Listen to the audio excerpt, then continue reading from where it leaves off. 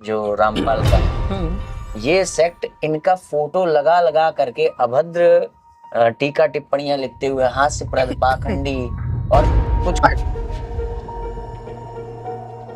मुझे प्रमाण से बताइए कि कबीर कबीर कैसे बना, बस प्रमाण से। तो ऐसा ना आपसे क्षमा चाहते मैं वो नहीं जानकारी कौन सी संस्था कौन सा वो रजिस्टर्ड है जिसके व्यक्ति अपराध के उसमें 2 मुकदमों में आजीवन कारावास हुई है, वो उसके सीधे प्रवचन आते हैं लाइव।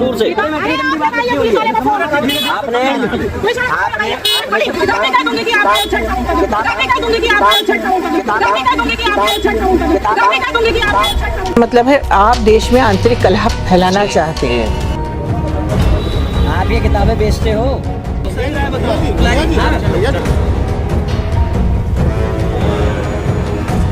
मर जाएंगे मगर ये नहीं बिकने देंगे, समझे। ये इनके कपटपूर्ण कृत्य हैं, कपटपूर्ण कृत्य हैं और कपटपूर्ण कृत्यों से को आगे रख करके ये धर्मांतरण का काम, ये सब है कालनेमी। और कालनेमी का इलाज जो है हनुमान जी ने अच्छे से किया था। तो कर रही है इस अभियान में रामपाल के गिरोह का नाश। तो सभी को जय श्री राम। आज हम साथ में हैं, हमारी अग्रजा हैं यहाँ पर रंजना अग्निहोत्री जी, जिन्होंने इस युद्ध की कमान को अपने हाथों में लिया है। जो रामपाल के गिरोह द्वारा सनातन का लगातार अपमान किया जा रहा है और हिंदुओं की भावनाओं को आहत करने का प्रयास किया जा रहा है। तो अब हम काफ़ी दिनों से इस युद्ध में चल रहे थे, सक्रिय थे। अब हमारी अग्रजा हैं, उन्होंने हमें अपना नेतृत्व प्रदान किया है, तो आज हम उनके समक्ष आए हैं आप लोगों को कुछ ज़रूरी, कुछ महत्वपूर्ण बातें बताने के लिए केस के बारे में, और जो मान्य हमारी रंजना अग्निहोत्री जी हैं उनके बारे में, और जो हमारी हिंदू फ्रंट फॉर जस्टिस संस्था है जिसके द्वारा ये जो केस है फाइल हुआ है रामपाल गिरोह के विरुद्ध, उसके बारे में एक समग्र वीडियो ये आपको मिलने वाला है। तो सबसे पहले हम अग्रजा जी आपको बहुत बहुत आपका आभार, आपका सम्मान पूर्वक सम्मान करते हैं कि आपने हमें जो है मार्गदर्शन प्रदान किया अपना, और हमारा ये जो बिखरा हुआ एक अभियान था ना, उसको आपके कारण एक नेतृत्व मिला और एक सूत्र में बंध पाया ये, क्योंकि गुरुओं के सानिध्य में रह करके हमें शास्त्र के विषय तो जानकारियां प्राप्त हुई, जिससे हम जो कर सकते थे हमने अपने अनुसार किया। पर जो संवैधानिक जानकारी है, कानूनी जो भाषा होती है वो क्या होती है, उससे हम बिल्कुल अनभिज्ञ थे। तो ऐसे में आपने अपना हमें सानिध्य दिया, तो उसके लिए हम बहुत बहुत वो भी हमारे गुरुदेव की कृपा ही है कि हर जगह पे मार्गदर्शन करते हैं और उन्होंने ही संबल दिया है कि धर्म के मार्ग पर धर्म सम्मत कार्य करने की हमको बुद्धि मिली है, और उसी में आपका साथ मिला। तो जहाँ तक हमसे संभव होगा हर प्रकार से आपके इस आंदोलन में सनातन धर्म के साथ में हूँ। हमारी अग्रजा का पहले हम आपको एक परिचय बता दें कि माननीय जो पूज्यपाद ब्रह्मलीन स्वामी श्री स्वरूपानंद सरस्वती जी हैं, उनकी शिष्या हैं, और राम मंदिर के राम जन्मभूमि वाले केस में और अनेकों ऐसे हिंदुत्ववादी जो केस हैं जिसमें कि हम हिंदुओं की रक्षा हुई है, ऐसे केसेस में अग्रणी और सक्रिय भूमिका इनकी है, जो अभी हम आगे ज्ञात करेंगे। थोड़ा सा माननीय दर्शकों को आपकी जो जीवन यात्रा है ना, थोड़ा सा कुछ उसके बारे में बता दें, कैसे क्या था। मेरी जीवन यात्रा तो हमारे गुरुदेव ब्रह्मलीन ज्योतिष पीठाधीश्वर द्वारका शारदा पीठाधीश्वर जय गुरु शंकराचार्य स्वामी स्वरूपानंद सरस्वती जी के ही सानिध्य से, उन्हीं के आशीर्वाद से प्रारंभ हुई, और उन्हीं के शुभ आशीष से मुझे राम जन्मभूमि के बाद में इलाहाबाद हाई कोर्ट से लेके उच्चतम न्यायालय तक अपने पक्ष को प्रस्तुत करने का अवसर मिला। और गुरु कृपा से, श्री राघवेंद्र सरकार की कृपा से हम लोग ये दिन देख रहे हैं कि उसी स्थान पर दिव्य और भव्य भगवान श्री राम का मंदिर बन पाया है और हम सब अपने भौतिक नेत्रों से दर्शन कर पा रहे हैं। जी जी बिल्कुल। और गुरुदेव के सानिध्य से, गुरुदेव के आशीर्वाद से जो जो मार्गदर्शन मिला उसको मैंने अक्षरशः अपने जीवन में उतारा, और उनके बताए हुए धर्म के मार्ग पे, और मनु महाराज ने मनुस्मृति में जो मार्ग दिखाया उस पर मैंने अपने जीवन को चलने का प्रयत्न किया है। अब मैं कितना चल पा रही हूँ वो तो ऊपर वाले प्रभु को ही जी, ज्ञात होगा कि मैं गुरुजन कितना कर अथवा पा रही जो गुरुजन अथवा हूँ। जो ईश्वर है हाँ, वही उसका वही आकलन कर उसका सकते आकलन कर पाएंगे। हैं। जी जी, बहुत ही सुंदर, बहुत ही सुंदर। मानिए एक हमारी जो हिंदू फ्रंट फॉर जस्टिस जो संगठन है हमारा, हालांकि यद्यपि मैं भी उसका एक सदस्य हूँ, पर थोड़ा सा नया आपके पदाधिकारी हो जी उसमें। हाँ, जी जी जी, तो परंतु आपके मुखार बिंदु से थोड़ा सा दर्शकों को उसका भी एक परिचय मिल जाए कि देखिए, हिंदू संगठन कैसे फ्रंट फॉर जस्टिस का जो गठन हुआ था वर्ष 2012 में हुआ था, और जी 2012 से लगातार अनवरत हिंदू फ्रंट फॉर जस्टिस काम करता चला आया। इसके संरक्षक माननीय हरिशंकर जैन जी हैं। मैंने और हरिशंकर जैन जी ने मिलकर हिंदू फ्रंट फॉर जस्टिस का गठन किया, उसका रजिस्ट्रेशन हुआ, ये बतौर न्यास रजिस्टर्ड है। और विभिन्न न्यायालयों में कम से कम 150 से ऊपर मुकदमे किए हैं जो हिंदुओं के अधिकारों को का जहां हनन हो रहा था धर्म की रक्षा के लिए, या मंदिरों को जहां तोड़ा जा रहा था, हिंदुओं के साथ अन्याय हो रहे थे, उन मुकदमों को हिंदू फ्रंट फॉर जस्टिस ने किया है। अच्छा अच्छा।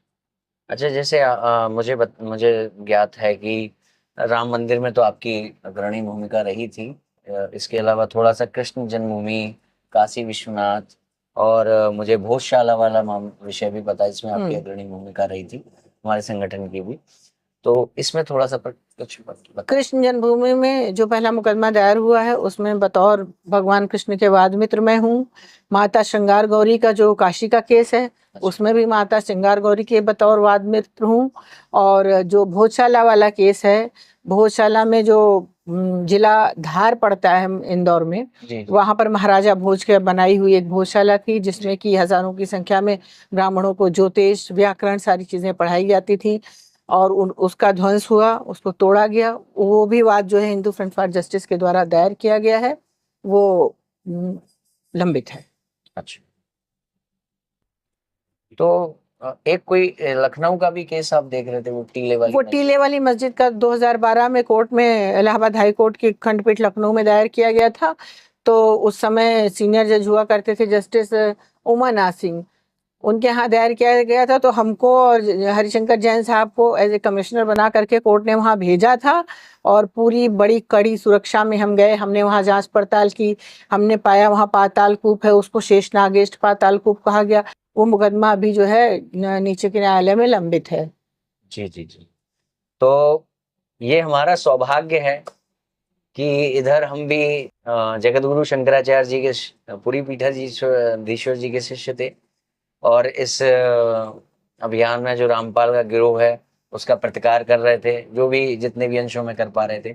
और जब विधि का विधान देखिए कि मतलब जो अंतिम समय में जो एक नहीं, जो आपके जीवन में एक भगवत स्वरूप के रूप में प्रकट होता है, प्रकाशक के रूप में प्रकट होता है, तो हमें जो अग्रजा हमें प्राप्त हुई हमारी इस विषय में, क्योंकि हमें हर तरफ से घेरा जा रहा था, जैसा कि आपको पता होगा अगर आप हमें फॉलो कर रहे थे, तो ये सब लड़ाई में हमें हर तरफ से घेरा जा रहा था। झूठे मुकदमे, पर्सनल थ्रेट्स भी दिए जा रहे थे, जान से मार देने की धमकियां वगैरह, बहुत सारी चीजें अभी भी चल रही हैं। हमारे जो हमसे जुड़े हुए लोग हैं उनके ऊपर झूठे मुकदमे, हमारे घर पर हमला करने का प्रयास है, सारी चीजें चल रही थी।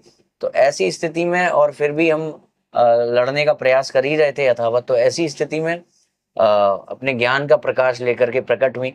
तो वो भी कोई अन्य नहीं थी, वो भी हमारी गुरु बहन ही निकली, क्योंकि वो भी जगत गुरु शंकराचार्य जी की ही शिष्या थी। और संयोग से ये बात परम सत्य है कि इस संसार में जब भी कभी कहीं पर भी धर्म को नष्ट करने का प्रयास किया जाएगा, धर्म को क्षति पहुंचाने का प्रयास किया जाएगा, तो जो प्रयास करने वाला व्यक्ति है उसके समक्ष सबसे बड़ी बाधा जो होगी वो एक नाम होगा, वो नाम है शंकराचार्य। तो ये आप ये देख लीजिए, कोई भी व्यक्ति जब सनातन की मूल मान्यताओं पर प्रहार करता है तो उसकी जो बुक्स होंगी, उसके जो लिटरेचर्स होंगे, उसकी जो भी चीजें होंगी, वो चाहे जाकिर नायक से लेके रामपाल तक कोई भी हो, उसकी चीजों में आपको शंकराचार्य का नाम लेकर के, और शंकराचार्य का नाम लेकर के कहीं ना कहीं शंकराचार्य के लिए विरोधाभासी चीजें मिलेंगी। बिल्कुल सही। तो आज हम, मतलब मैं एक छोटे भाई के रूप में, मतलब भाई बहन एक तरीके से, अग्रजा और अनुज दोनों साथ में आए। एक द्वारका शारदा पीठाधीश्वर, हाँ, हमारे गुरुदेव तो दो ही पीठाधीश्वर थे। जी, एक जगतगुरु शंकराचार्य ब्रह्मलीन स्वामी श्री स्वरूपानंद जी की शिष्या, महाराज जी की शिष्या, और एक जो है जगतगुरु शंकराचार्य पूरी पीठाधीश्वर जी के शिष्य। तो इस तरीके से देखिए कि ये विधि का विधान ही था कि हमें इनसे मिलना था, बिल्कुल और सही इनका हमें प्राप्त हुआ। माननीय, ये जो केस है, ये इसकी गंभीरता पे थोड़ा सा प्रकाश डाल दें, किस प्रकार से ये गंभीर है, कैसे क्षति पहुंचा रहा है। देखिए, सनातन के धर्म के विरुद्ध जी, एक सुनियोजित षड्यंत्र बहुत दिनों से चल रहा है, और उस सुनियोजित षड्यंत्र का टारगेट सिर्फ सनातन धर्म के साथ साथ शंकराचार्य परंपरा के जो शिष्य हैं और जो चारों पीठें हैं हमारी, उन चारों पीठों को टारगेट किया जा रहा है। चाहे वो राजनीतिक पार्टियां हों, राजनीतिक पार्टियों को भी हमारे शंकराचार्य फूटियां भा नहीं रहे, और चाहे ये जो सुनियोजित षड्यंत्र के तहत धर्मांतरण चल रहा है, चाहे अभी जो इटावा में कांड हुआ है।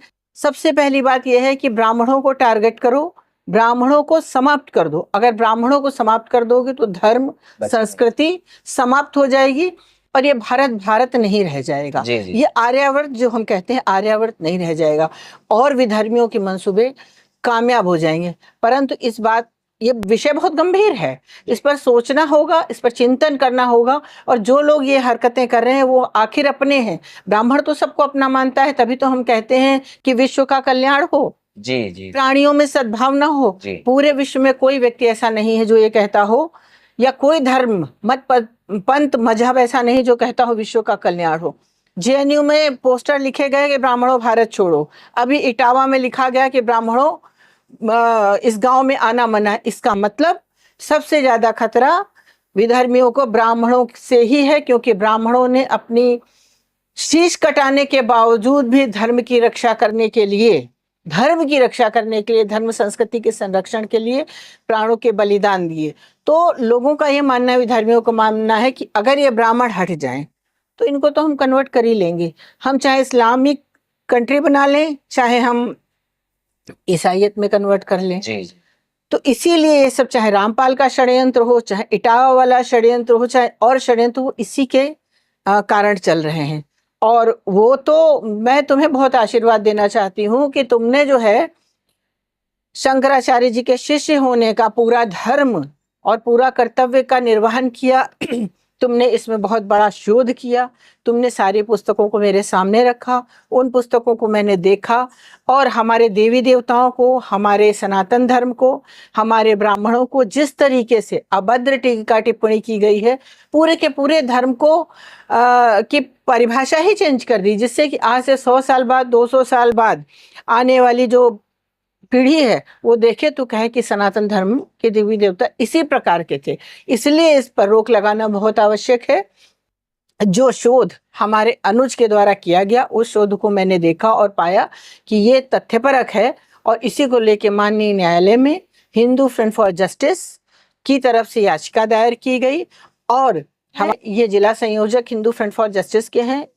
इसके अलावा 18 लोग और हैं, जिसमें जगतगुरु शंकराचार्य जी के शिष्य हैं, जगतगुरु रामभद्राचार्य जी के शिष्य हैं, कथावाचक हैं, एडवोकेट्स हैं। यानी कि प्रबुद्ध वर्ग के लोगों ने जब देखा और ये जाना कि ये धर्म की हानि हो रही है, तो हमें आगे आना पड़ेगा। इस कारण ये याचिका दायर हुई है, और इसकी सुनवाई जो है मंगलवार को है।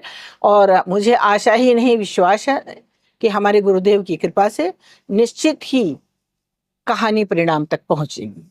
बहुत बहुत सुंदर, बहुत आपका आशीर्वाद रहा, ईश्वर और गुरु का आशीर्वाद रहा तो अवश्य ही लक्ष्य को प्राप्त अवश्य करेंगे।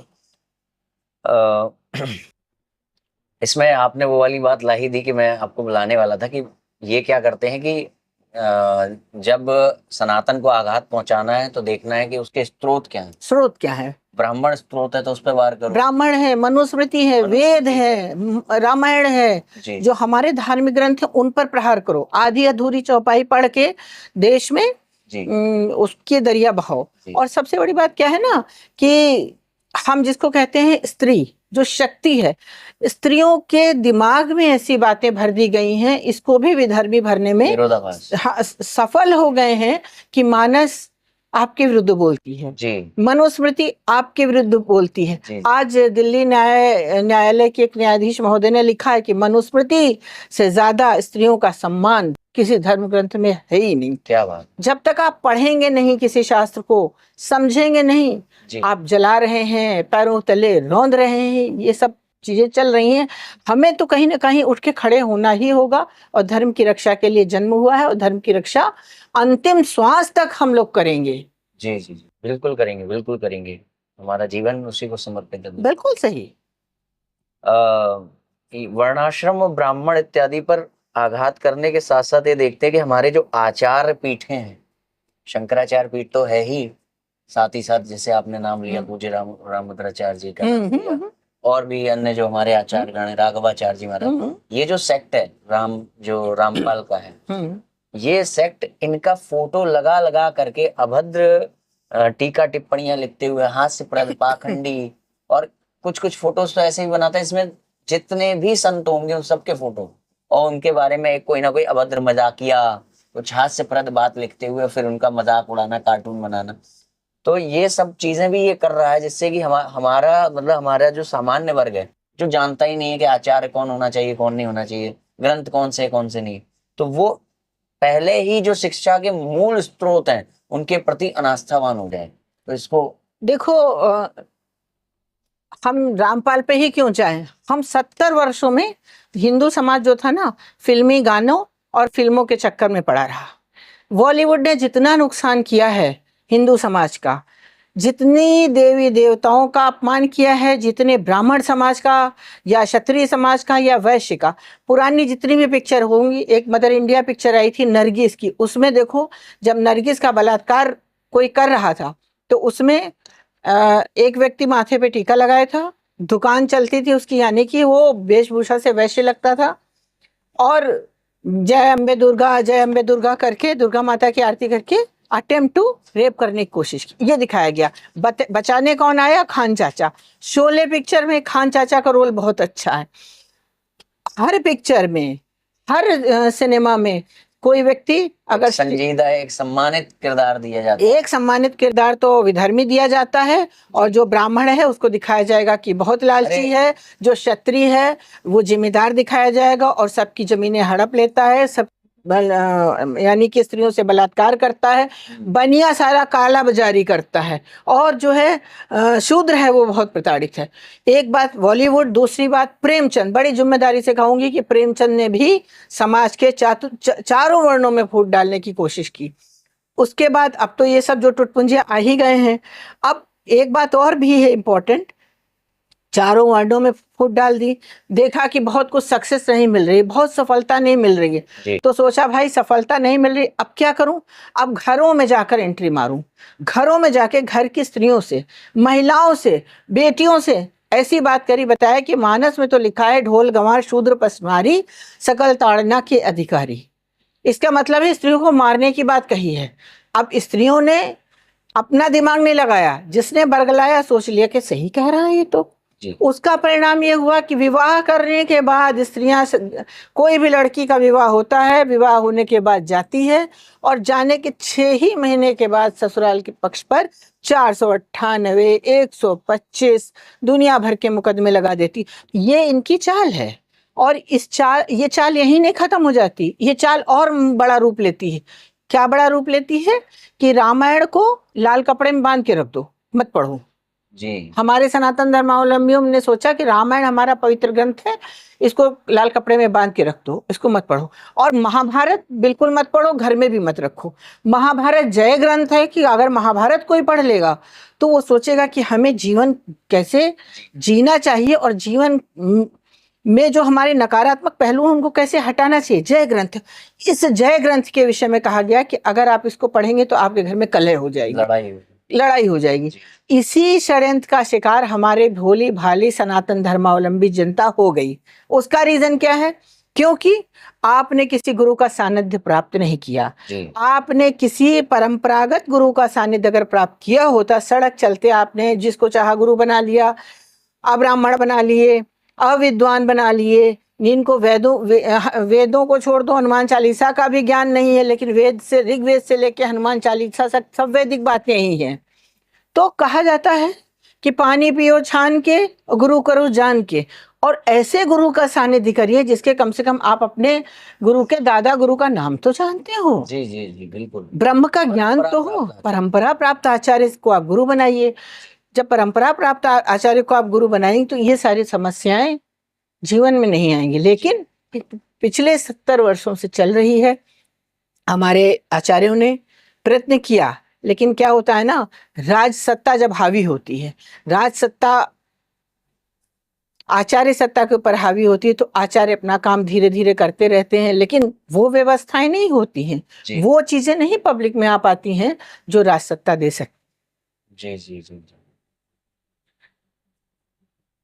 अच्छा, मानिए ये मतलब पर्टिकुलर अगर हम इस गिरोह की बात करें जिसके विरुद्ध हम कोर्ट में गए हैं, तो इसने कई सारे ऑफेंसिव जो चीजें हैं वो दिखती हैं इसके द्वारा जो की जाती हैं। जैसे सबसे पहले एक दिखता है कि सीधे सीधे हिंदुओं की भावनाएं आहत करने वाली अश्लील टिप्पणियां, अभद्र बातें, मजाक, तू तड़ाक, सब कुछ हमारे जो आराध्य देवी देवता उनके बारे में। इसके साथ ही साथ फिर एक दूसरा दिखता है कि ये जो पूरा ये सेक्ट खड़ा हुआ है, ना तो कोई कहीं पर रजिस्टर्ड अभी तक हमें कुछ प्राप्त हुई जानकारी कि कौन सी संस्था, कौन सा वो रजिस्टर्ड है जिसके द्वारा मतलब हम कल को किसी पे क्लेम करें तो वो सामने से आने को भी नहीं तैयार होते कि कौन आएगा पक्षकार के रूप में।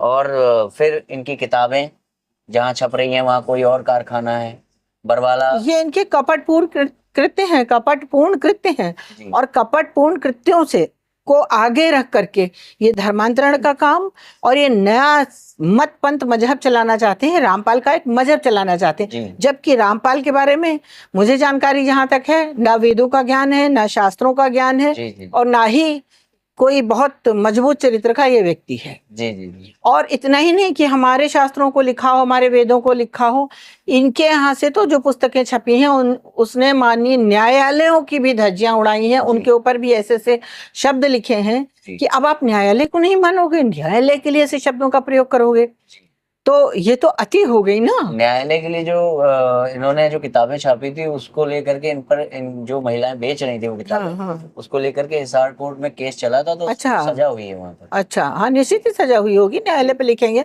अवमानना है।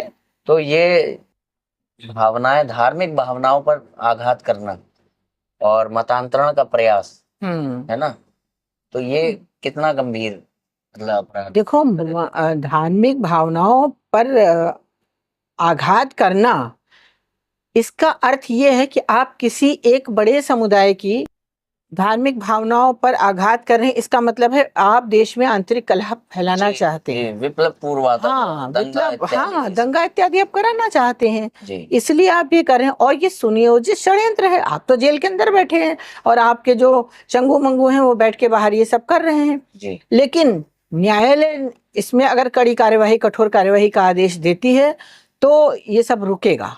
और ऐसा नहीं है कि ये सब नहीं रुकेगा, ये निश्चित ही एक दिन रुकेगा, क्योंकि झूठ के पैर बहुत लंबे नहीं होते। अकबर ने भी एक धर्म नया चलाया था, दीन लाही, कुछ दिन चला, खत्म हो गया। सनातन की बराबरी कोई नहीं कर सकता है। प्रहार, कुठारा, घात सब चलते रहे, षड्यंत्र चलते रहे, लेकिन अभी सावधान होने का समय है। सभी सनातन धर्मावलंबियों को सावधान होने का समय है, और विशेषकर उनके घर की जो स्त्रियां हैं उनको ये सोचने का अभी सही समय है कि आखिर ये शक्तियां क्यों बताती हैं कि हमारे धार्मिक ग्रंथों में महिलाओं का अपमान हुआ है, जबकि उच्च न्यायालय की न्यायाधीश महोदय, न्यायमूर्ति महोदय कह रही हैं कि मनुस्मृति से अधिक सम्मान किसी ग्रंथ में नहीं हुआ। तो आप स्वयं पढ़िए, आप वाचन करिए, नहीं समझ में आता है प्रामाणिक आचार से उसका प्रामाणिक आचार्य से उसका अर्थ लीजिए, जी जी अनर्थ लेके मत चलिए, क्योंकि ये बहुत छोटी चीजें हैं। आपका परिवार खराब होगा, आपका समाज खराब होगा, आपका देश खराब होगा। देश, भारत देश, आर्यावर्त या भारत देश तब तक है जब तक सनातन धर्म जिंदा है। और लेकिन एक बात और बड़े गर्व के साथ कहना है कि सनातन धर्म कभी खत्म नहीं होने वाला है, जी जी।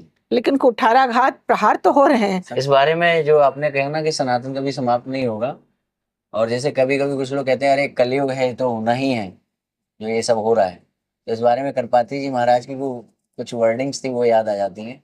करपाती जी से किसी ने कहा था कि अरे कलयुग है ये तो होगा ही, तो उन्होंने कहा कि गर्मी के मौसम में ये मालूम है कि गर्मी पड़नी ही है, फिर भी तुम गर्मी से बचने का प्रयास करते हो कि नहीं? बिल्कुल सही, तो सामने वाले का मुंह बंद कर देते। बिल्कुल सही बात है। अच्छा, तो मैं इसमें एक इनका जो दूसरा पक्ष है, तो धार्मिक भावनाएं आहत करना, मतांतरण, एक जो दूसरा पक्ष है कि ये लोग कुछ बिल्कुल सीधे तौर पर झूठ बोलते हैं, जैसे कि हमारे जो इनका बंद है, जो व्यक्ति अपराध के उसमें 2 मुकदमों में आजीवन कारावास हुई है, वो उसके सीधे प्रवचन आते हैं लाइव। नहीं, इस पर इसमें एक जो हमारी प्रेयर है कि इसकी जो है जांच हो, एसआईटी जांच हो, स्पेशल इन्वेस्टिगेशन बैठे कि जेल में बैठे हुए अपराधी को सारी सुविधाएं कौन मुहैया करा रहा है, जेल से प्रयोजन कैसे वायरल हो रहे हैं, किसके आदेश पर किताबें बिक रही हैं, किसके आदेश पर ये लगातार छपती जा रही हैं। इनका अगर ऐसा नहीं हो रहा है तो फिर ये बोलने वालों पर लगाम कसी जाए। अब इनका किंग पिन कौन है ये तो देखा जाए। अगर एक किंग पिन जेल में बैठा है तो अब इनका किंग पिन कौन है ये तो देखा जाए। इस पर एक इन्वेस्टिगेशन और निश्चित ही। अग्रजा, इनके कुछ कई नाटकीय प्रयास वाले वीडियोस मेरे सामने है, मेरे पास हैं सुरक्षित, जिसमें कि ये क्या करते हैं कि वही व्यक्ति आज इस्कॉन का बन के आएगा और फिर इनसे उसकी एक चर्चा दिखाई जाएगी और फिर वो व्यक्ति इनके मत को मान लेगा। ठीक है, वही व्यक्ति दूसरे एपिसोड में, मतलब थोड़े बहुत दिनों बाद दूसरे वीडियो में वही व्यक्ति शंकराचार्य का व्यक्ति बन के मिलेगा, फिर वो इनसे कुछ चर्चा वर्चा होगी, उसको परास्त करेंगे और मतलब मतांतरण करने के लिए पूर्णतया एक झूठा वो जो देखो ये सब है कालनेमी, और कालनेमी का इलाज जो है हनुमान जी ने अच्छे से किया था। तो अभी हमारे जो न्यायालय हैं उनको हम हनुमान जी का स्वरूप समझते हैं। जी। उस स्वरूप में हनुमान जी के स्वरूप को समझ करके हम न्यायालय में आए हैं और वही इनका इलाज करेंगे। जैसे कालने दुष्ट कालनेमी का इलाज किया था भगवान ने, वैसे ही इनका इलाज होगा। क्योंकि मतांतरण चाहे ये हो, चाहे ईसाई मिशनरियां हो, चाहे इस्लाम के मानने वाले लोग हो, सबको यही एक समस्या है कि सनातन धर्म किसी तरीके से नष्ट हो। और इसको नष्ट तब तक नहीं कर सकते हैं जब तक एक भी शिखाधारी, एक भी त्रिकाल संध्या करने वाला ब्राह्मण इस धराधाम पे जीवित है, तब तक सनातन नष्ट नहीं किया जा सकता। क्योंकि मुगलों के समय में हजारों यज्ञोपवीत काट करके उनको फेंका जाता था, तब औरंगजेब पानी पीता था। हर जगह मंगल पांडे देख लो, वो भी तो ब्राह्मण ही थे। चंद्रशेखर आजाद देख लो, रानी लक्ष्मीबाई देख लो। तो ये षड्यंत्र समाप्त नहीं होगा, लेकिन हम भी नहीं समाप्त होंगे। ये षड्यंत्र अपना चला, लेकिन निश्चित ही एक ना एक दिन कोई कानूनी दांव पेच में फंस गए ना, तो सबको जिसमें जो फंस जाएगा उसको बिल्कुल बिल्कुल मन्यवादी का रास्ते माफ, बिल्कुल बिल्कुल। तो ये तो हो गया 17 लोग जो और पिटिशनर्स हैं उनके बारे में आपने प्रकाश डाल दिया। एक इन्होंने जो हम जब से इनसे शास्त्रोक्त रूप से कर रहे थे और एक मर्यादा की सीमा में रह करके प्रतिकार करना कि भाई ये किताबें गलत है, इनको मत बेचो। जो बिकवार, जैसे मेले में उन्होंने स्टॉल लगाया, मेले प्रशासन ने आके इनका स्टॉल हटवा दिया, फिर उन्होंने हमारे खिलाफ झूठी FIR कराने की कोशिश की कि हमने जाति सूचक शब्द कहे, झूठी FIR। अभी हमारे ये जो 17 पिटिशनर है, इनमें जैसे कि आप जानते हैं कि वो हिमांशु जोशी जी हैं हल्द्वानी के, उनके विरुद्ध एक FIR दर्ज करा दी है इन लोगों ने झूठी, वहां पर हिसार में, और वहां से वो धमका रहे हैं कि जो है यहाँ आना होगा आपको FIR के लिए। उसमें कहा गया कि आपने अपने फोन पर जो है जाति सूचक शब्द कहे। तो ये FIR कराना, फिर धमकी देना, जान से मारने, घर की स्त्रियों के साथ ये कर देंगे, नोटिस, बहुत सारी चीजें। तो ये मतलब इसको कैसे लेगी न्यायालय, कितनी गंभीरता से लेगी? देखो जो एफआईआर हिमांशु वाली मैंने देखी है उसमें इन्होंने लिखा जाति सूचक, लेकिन ये तो बताओ किस जाति के थे, कौन सी जाति को गाली दी गई है? हाँ। जाति सूचक ऐसे तो वीडियो रोज वायरल हो रहे हैं, अरे पंडिताइन तू पंडिताइन, कितनी गंदी गंदी गालियां दे रही, जाति सूचक गालियां तो पंडित जी को भी दी जा रही हैं। तो ये इन्होंने ये तो लिखा ही नहीं कि किस जाति के व्यक्ति को उन्होंने कौन सी गाली दी, एफआईआर में ये लिखा नहीं है। और लिखा नहीं है तो कोई अपराध बनता नहीं है। इसमें जो जांच करी जाएगी उसमें ये तो देखा जाएगा, पूछा जाएगा। और उन्होंने अपनी जात के बारे में भी नहीं लिखा कि मैं इस जाति का हूँ, मैं चमार जात का हूँ, मैं धोबी जात का हूँ, मैं धानुक जात का हूँ और मुझे इन्होंने मेरी जात का नाम लेकर गाली दी है। जात तो कहीं लिखी नहीं है। आप जब मर्जी हो जात छुपा लो, जब मर्जी हो जात बना लो, आरक्षण लेना है जात बना लो, जी। बगल में बैठना है पंडित जी के लिए तो जात छुपा लो, व्यास गद्दी पर बैठना है तो कालनेमी बन जाओ। ये सब आखिर कब तक चलेगा? तो ये दोहरे चरित्र हैं, दोहरे मानदंड हैं। निश्चित ही न्यायालय इस पर कठोर कार्यवाही करेगी और इन सब का अंत होगा। हर एक चीज का अंत होता है, ये सब सनातन नहीं है कि अनवरत चलते जाएं। ये छोटी छोटी चीजें हैं, ये अंत होगा ही होगा इनका। जहां तक मेरी जानकारी है कि इन्होंने तो उसको गाली नहीं दी होगी, जहां तक मतलब मेरा पूर्ण विश्वास है, मगर इनको लेकर के वो जो व्यक्ति जिसने एफआईआर कराई है और जो व्यक्ति संभवतः मुझे लगता है वेदपाल नाम के एसएचओ हैं हिसार के जिन्होंने एफआईआर दर्ज की है, वो भी लग रहा है कि वो सेक्ट के फॉलोअर में से एक है, इसलिए आसानी से बिना किसी प्राथमिक जांच के और जो है एफआईआर दर्ज कर। ये सेक्ट के फॉलोअर जो हैं, लेकिन इसमें तो एक बहुत गंभीर विषय है, इसमें शासन को भी गंभीरता से लेना होगा कि इसकी फंडिंग कहाँ से हो रही है। कहीं इस्लामिक देशों से तो फंडिंग नहीं हो रही है कि जो देश के विरुद्ध एक मकड़जाल रच रहे हो, देश को तोड़ने की साजिश चल रही है। देखिए ना, जिधर इस तरह के सेक्ट्स ज्यादा है सक्रिय, उधर ही ये क्रिश्चियनिटी में कन्वर्जन, इस्लाम में कन्वर्जन ज्यादा होता है। हालेलुया। और इन लोगों का कोई जो है दीन ईमान भी नहीं है। आज रामपाल के फॉलोअर हो गए, कल क्रिश्चियन के फॉलोअर हो जाएंगे, परसों इस्लाम के फॉलोअर हो जाएंगे। इसका मतलब है ये सब पैसे के लालची लोग हैं। जो इनके फॉलोअर्स वो सब पैसे के लालची लोग हैं। और अभी चार डंडे पड़े तो कहो इस्लाम कबूल कर ले, कहो क्रिश्चियनिटी में चले जाए। इसमें इनकी फंडिंग कहाँ से हो रही है?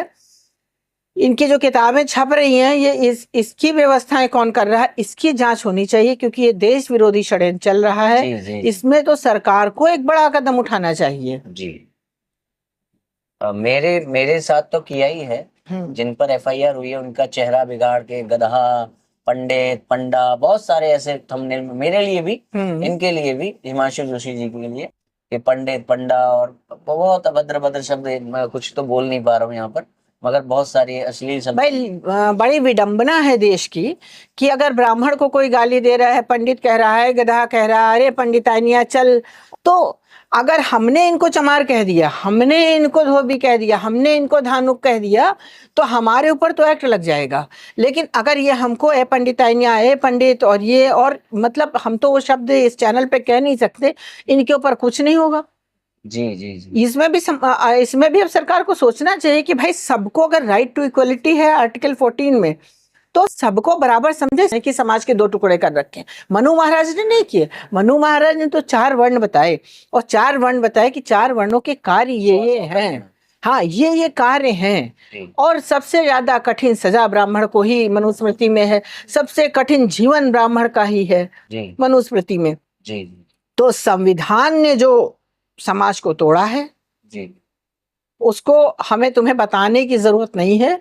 उसका ही परिणाम ये इटावा वाली घटना दिख रही है, उसका परिणाम ही ये रामपाल की घटना दिख रही है। जी, बहुत बहुत आभार आपका माननीय, हमें नेतृत्व आपको बहुत बहुत आशीर्वाद, आपके चरणों में प्रणाम निवेदित करते हुए बहुत बहुत आशीर्वाद, आप हमारे अनुज हैं जी। तो ये थी एक छोटी सी चर्चा माननीय हमारी जो अग्रजा हैं रंजना अग्निहोत्री जी के साथ, जो अब संवैधानिक युद्ध में, ये जो विधिक युद्ध है, लीगल रूप से हमारा नेतृत्व कर रही हैं इस अभियान में।